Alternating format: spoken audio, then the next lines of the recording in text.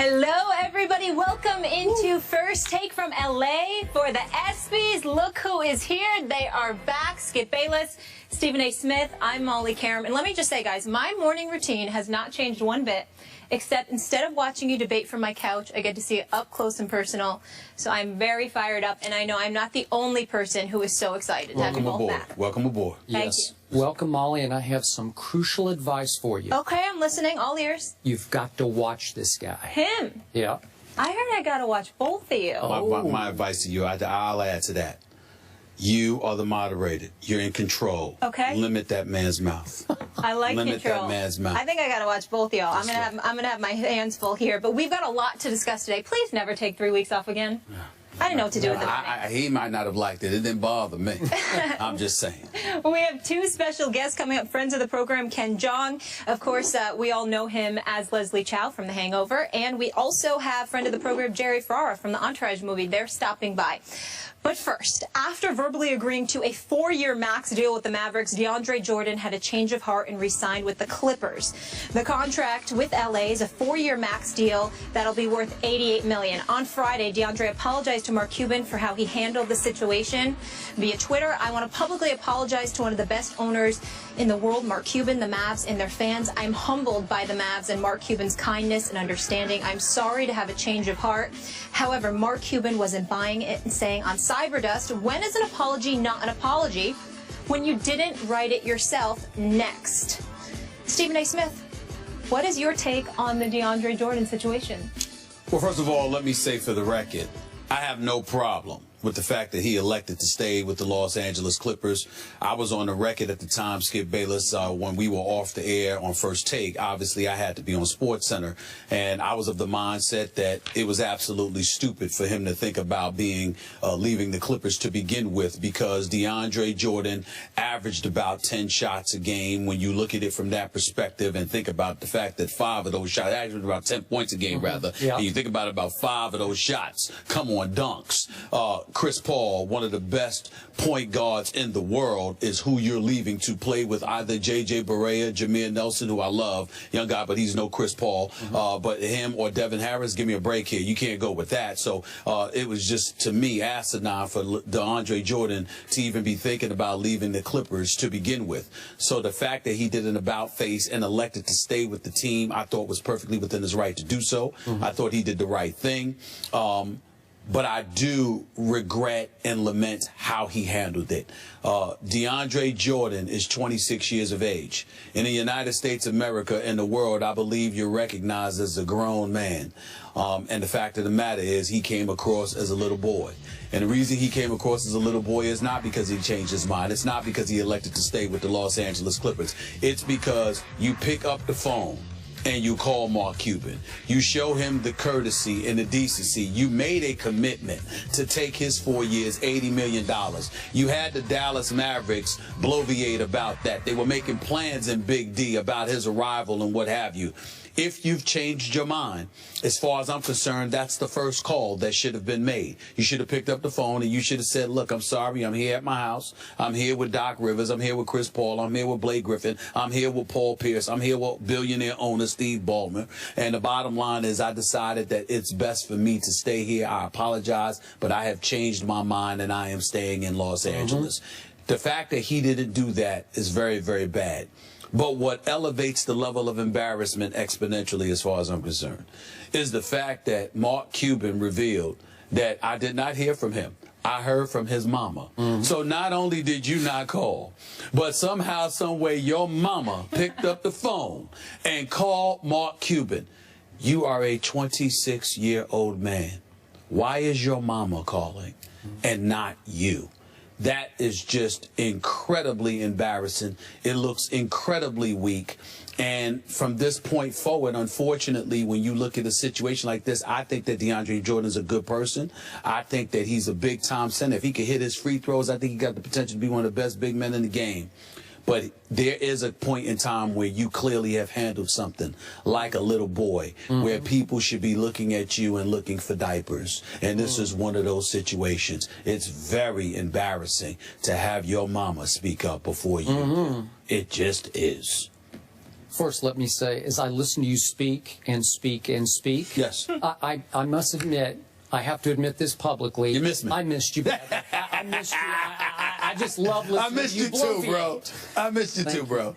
Now, I'm going to take it a level deeper, and I hear everything you just said.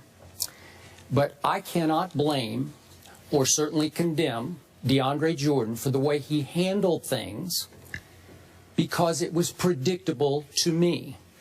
And I think he showed you, and you said you like him as a person, but I think he showed you, he showed all of us who he is and who he is not. I am here to tell you that this is just me. When it comes to his basketball character, his mental toughness, this is why I would not want this man on my team or in my NBA foxhole. Because he reacted predictably to me, because he panicked when he realized he was going to be the man making the max in Dallas, Texas. He was going to be the face of a franchise, when in fact, as you know full well, he's most comfortable and most suited for being the third wheel for the Los Angeles Clippers. So when it struck him, oh my God, I might crumble under this pressure in Dallas, he folded and fled immediately back to a Chris Paul and a Doc, who for the first time, I believe, in all their tenure together, showed him a little love and respect. Wouldn't you agree with that? I don't think it was the first time, but I hear you. Well, he bellyached about, oh, Chris is always on me and he's always pointing fingers at me, when he deserved to have fingers pointed at him. He deserved to have fingers pointed at him. And by the way, Deandre Jordan is known to have an attitude on occasion inside the Clippers locker room, where he gets in other guys' faces as well. So let's not act like Chris Paul is the bad guy. No. And he was the innocent bystander. No, and I agree with you. Deandre made the right basketball decision because Dallas was going to be a middling team with Deandre, and the Clippers are back to being a Western Conference contender with Deandre. So he did the right thing to go back to Chris Paul, because we know Deandre's got big talent. He can defend, he can rebound, and he can definitely lob dunk, especially when he's fed by Chris Paul. He's a Skywalker. He's a Skywalker. But can he make big, crucial fourth-quarter free throws? Has he figured out how to do that yet? No, he has not. Well, he could barely make crucial first-quarter free throws. Well, that's what I say. That's who this guy is not. But the Clippers are comfortable with who he isn't because they've been playing and winning with who he is not. So to me, bottom line, the joke is on the Dallas Mavericks here because they bet on the wrong guy. They should have seen this coming. And let me make a quick point. We're about to speak about my San Antonio Spurs. The Spurs could have been in on this derby, too. They could have said, hey, if we don't get LaMarcus, we want Deandre. They were very quiet about Deandre because he's not their cup of NBA tea. They don't want him on their franchise. Well, I respectfully disagree with that. I think that Deandre Jordan would be an incredible asset to the San Antonio Spurs, especially playing alongside Tim Duncan, because Tim Duncan could play the 4 or the 5. Not their kind of guy. I'm just saying the versatility with his greatness, Deandre Jordan could only get better from that. I think the other thing about it, if you want to sit there and malign Deandre Jordan from that perspective as it pertains to the San Antonio Spurs, we'll get into that later, but I will tell you that Greg Popovich's mentality and how he approaches things and how he refuses to kiss anybody's tush, for lack of a better phrase. The bottom line is that ain't going to work, because Deandre Jordan clearly needed to be pacified. There's no doubt about that. But I'm not going to condemn the Dallas Mavericks for betting on the wrong guy. First of all, he wasn't the wrong guy. Deandre Jordan is a big-time talent. There is no question in my mind that if this brother hits free throws, he is obviously one of the top 2 big men in the game of basketball if he can hit his free throws. When you talk about what they need, if you've got a Deandre Jordan with the Dirk Nowitzki of the world and the Chandler Parsons, then you would have been formidable. Would you have won a title? No. You still would need to do more. But at the same time, it was going to be a significant upgrade. And I've said this to you repeatedly. You can't teach 7 feet. And the reason why, even though Akeem the Dream Olajuwon wasn't 7 feet, I would remind everybody, back in '84 when Michael Jordan was drafted 3rd overall, the Portland Trail Blazers were continuously crucified for grabbing Sam Bowie at number 2. Nobody knocked the Houston Rockets for taking Akeem the Dream Olajuwon at #1, even though he never won a title until Jordan went into retirement and then ultimately. Well, they didn't then, but they might now. Yeah, but what I'm saying to you is that when you are 6'11", 7 feet tall, and you've got a requisite set of skills, you can't teach the size that comes with that. So nobody's going to knock the Dallas Mavericks. This is all on Deandre Jordan. You gave your word, and your word has to mean something. And the fact that he went against that, and it's a subject that I feel the need to touch on and bring it up right now. Skip Bayless, I want you to keep this in mind. Back in 2010, and LeBron James would seem to have nothing to do with this, but he's relevant here. Back in 2010, when LeBron decided to go to South Beach, nobody lamented his decision to go to South Beach outside of Cleveland. It was perfectly within his right. What you lamented was how he handled it. What was the rippling effect of that? There was a collective bargaining negotiation that took place the following summer. The owners were dogmatic and hardcore, and they really went after the players. And some people felt that to some degree, the level of vitriol contributed to the players was due in large part with how LeBron James handled that stuff. Then that following December, because the negotiations were in the summer of 2011, then the guys were locked out, only 66 games were played that season. Then in the aftermath of all of that, what happened, Skip? There was Chris Paul trade, 3-team deal involving the New Orleans Hornets at the time, okay, the Rockets, all right, and the Lakers. And Chris Paul was supposed to go to the Lakers. And David Stern, de facto owner of the NBA, owned the team at the time, the Hornets, because they were devoid of ownership. What happened? He nixed the deal. What in large part contributed to that? Dan Gilbert raising holy hell about how the Lakers were going to save $20 million in salary, $21 million in luxury tax dollars, and they're still getting the best player.